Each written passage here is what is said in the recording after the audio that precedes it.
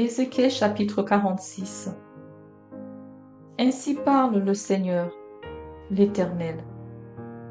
La porte du parvis intérieur, du côté de l'Orient, restera fermée les 6 jours ouvriers, mais elle sera ouverte le jour du sabbat. Elle sera aussi ouverte le jour de la nouvelle lune.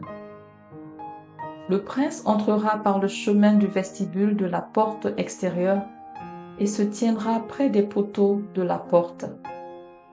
Les sacrificateurs offriront son holocauste et ses sacrifices d'action de grâce.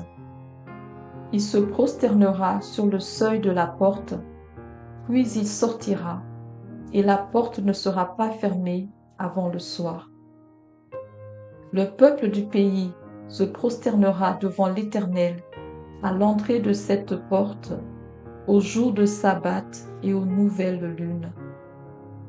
L'holocauste que le prince offrira à l'Éternel le jour du sabbat sera de 6 agneaux sans défaut et d'un bélier sans défaut, et son offrande d'un épha pour le bélier et de ce qu'il vaudra pour les agneaux avec un rein d'huile par épha. Le jour de la nouvelle lune, il offrira un jeune taureau sans défaut, 6 agneaux et un bélier qui seront sans défaut. Et son offrande sera d'un épha pour le taureau, d'un épha pour le bélier, et de ce qu'il vaudra pour les agneaux, avec un rein d'huile par épha. Lorsque le prince entrera, il entrera par le chemin du vestibule de la porte, et il sortira par le même chemin.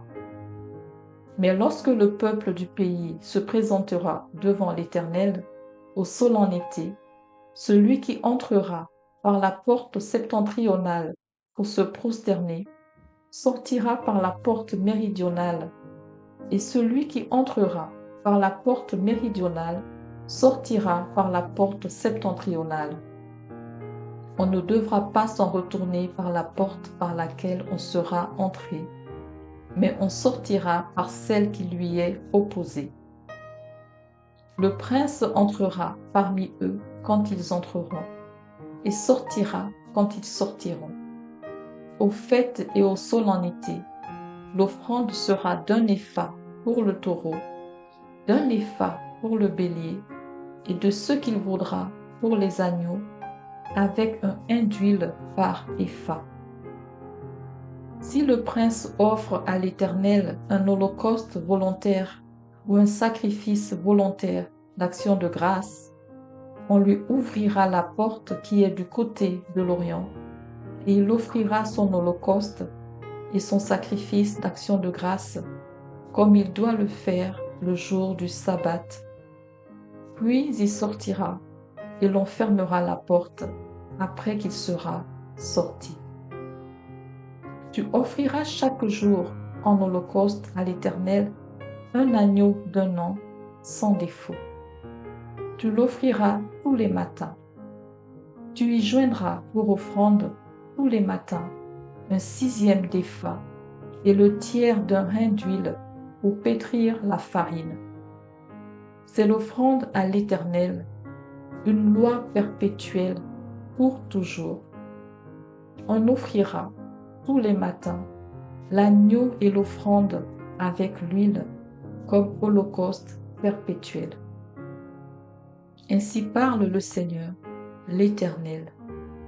Si le prince fait à l'un de ses fils un don pris sur son héritage, ce don appartiendra à ses fils, ce sera leur propriété comme héritage. Mais s'il fait à l'un de ses serviteurs un don pris sur son héritage, ce don lui appartiendra jusqu'à l'année de la liberté, puis il retournera au prince. Ses fils seuls posséderont ce qu'il leur donnera de son héritage. Le prince ne prendra rien de l'héritage du peuple. Il ne le dépouillera pas de ses possessions. Ce qu'il donnera en héritage à ses fils, il le prendra sur ce qu'il possède, afin que nul parmi mon peuple ne soit éloigné de sa possession. Il me conduisit par l'entrée qui était à côté de la porte, dans les chambres saintes destinées aux sacrificateurs, vers le septentrion. Et voici, il y avait un lieu dans le fond, du côté de l'Occident. Il me dit, c'est le lieu où les sacrificateurs feront cuire la chair des sacrifices de culpabilité et d'expiation, et où ils feront cuire les offrandes pour éviter de les porter dans le parvis extérieur et de sanctifier le peuple. Il me conduisit ensuite dans le parvis extérieur et me fit passer vers les 4 angles du parvis. Et voici, il y avait une cour à chacun des angles du parvis. Aux 4 angles du parvis, il y avait des cours voûtées, longues de 40 coudées et larges de 30. Toutes les 4 avaient la même mesure dans les angles. Un mur les entourait toutes les 4, et des foyers étaient pratiqués au bout du mur tout autour. Il me dit, ce sont les cuisines où les serviteurs de la maison feront cuire la chair des sacrifices offerts par le peuple.